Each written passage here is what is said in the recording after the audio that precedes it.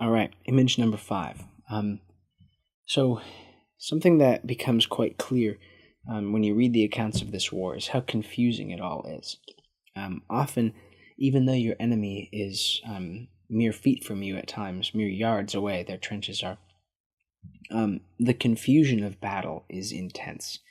Um, there are um, there are explosions happening so frequently that they're referring to the artillery as using something called drum fire, where basically an artillery shell is fired.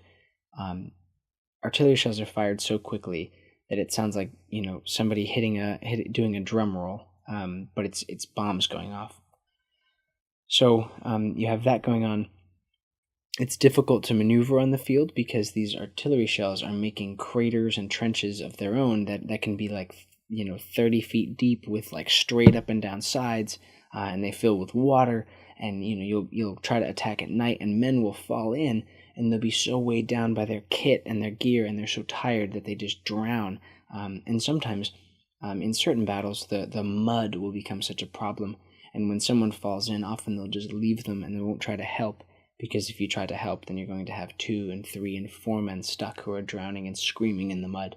The pain that these guys experience only gets amplified in 1915 when the Germans, for the first time in the war, use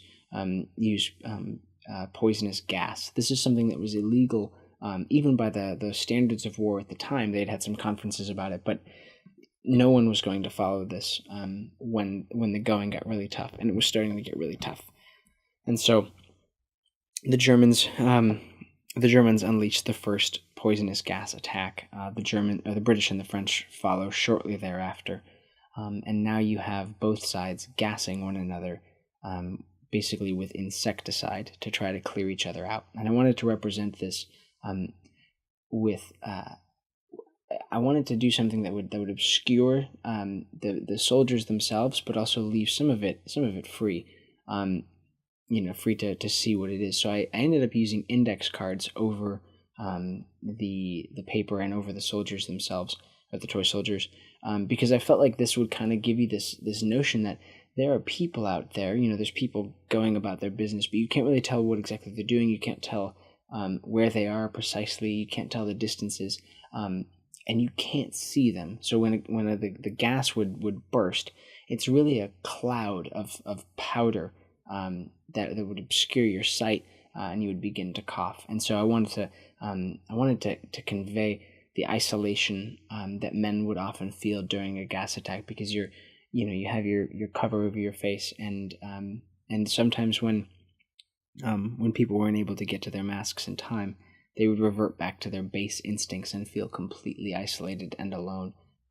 And there's no accident that this war is where you really, for the first time, see cases of things like shell shock on a mass scale. You saw it in the American Civil War, because the American Civil War, had the European observers been paying better attention, they could have seen just how bad this war was going to be.